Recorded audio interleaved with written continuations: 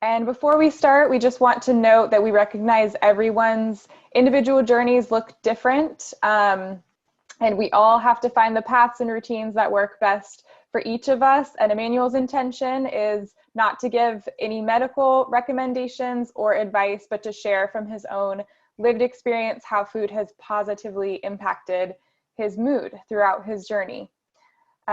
So without further ado, Emmanuel, I'm going to turn it over to you. Great. Thank you, Megan. Hi, everybody. I am actually really excited to speak to you today and share what I've learned during this quarantine. That's actually an extension of me being a big food lover and learning to use food as medicine.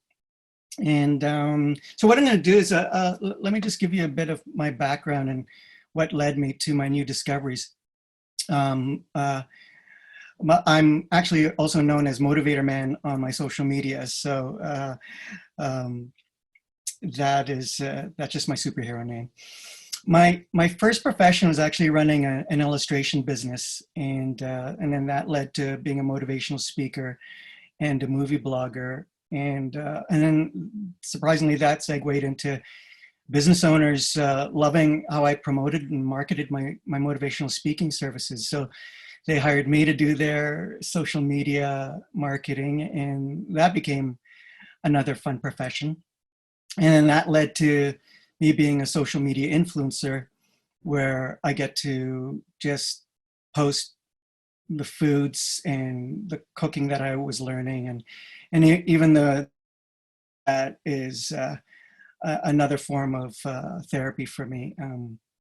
So movies and food. But today I'm going to talk about the foods that helped my mood.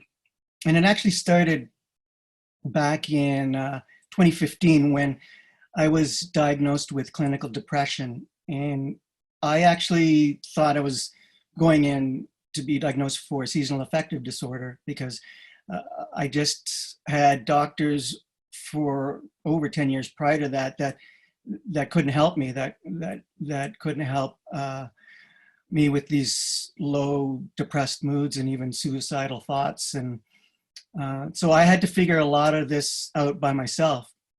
But once I got that diagnosis of clinical depression, I was able to try antidepressants and cognitive behavioral therapy, which was a huge help. It was a 16-week program.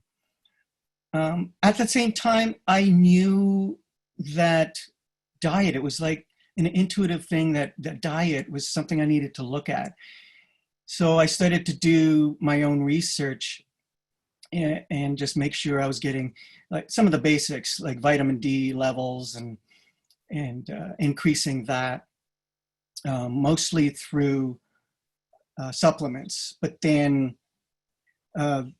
I started to realize that getting it from foods like fish, salmon, sardines, that sort of foods were meant to be my journey. And then the pandemic hit. It was just, it was kind of scary. Take you all back to March, mid-March. And I was concerned about my depression symptoms, like what was going to happen, because isolation, I mean, this was going to be isolation. I mean, I knew I was going to be, and I live alone, so it was going to be tough. And I understand like how powerful social interactions is. And then on top of that, also my mom, who lives alone, I was afraid for her. So I somehow intuitively started to research about food and mood. And I came across this amazing study from the 1930s by this dentist, Dr. Weston Price. And he was like this Indiana Jones dentist that traveled to it was like 14 different countries with his wife. And the reason why is because he started to see a lot of tooth decay and cavities in his patients, and he wanted to find out like what why that was happening. And I was watching these seminars on YouTube, and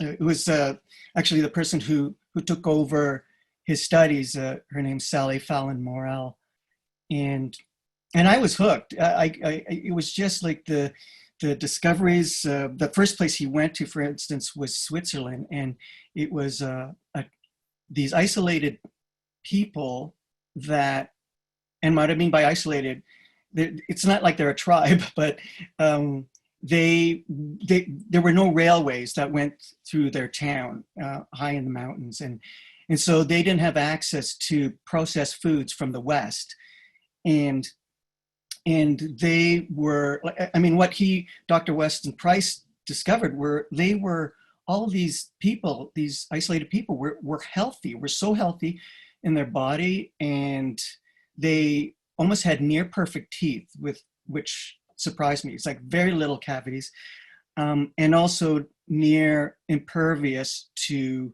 the diseases of the time, like tuberculosis.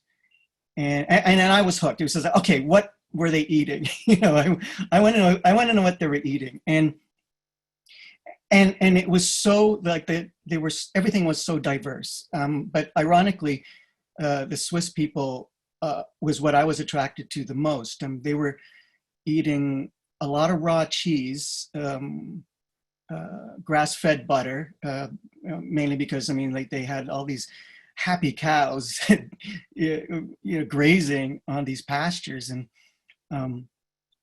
what else? Just like a nutrient dense, like sourdough bread, and just I mean, I don't like cheese.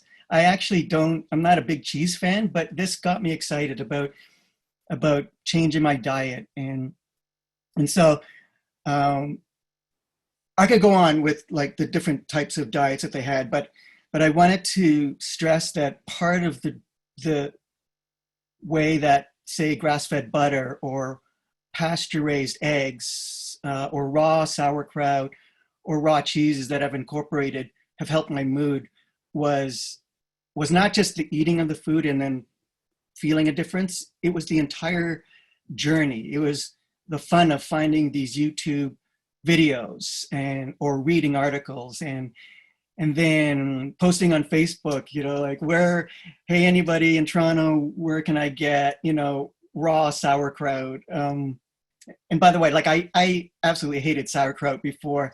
And when I started to taste like raw sauerkraut, I couldn't believe how delicious it was. So I've been eating fake sauerkraut, and, I don't want to call that, that's what main supermarkets sell, as well as these eggs that are not coming from happy chickens. But again, it was just the entire process. It's what brought me joy. It's what kept me going through in the past 6-7 months, and continues to do so. And I could keep going, but maybe we could do some questions. And how's that sound?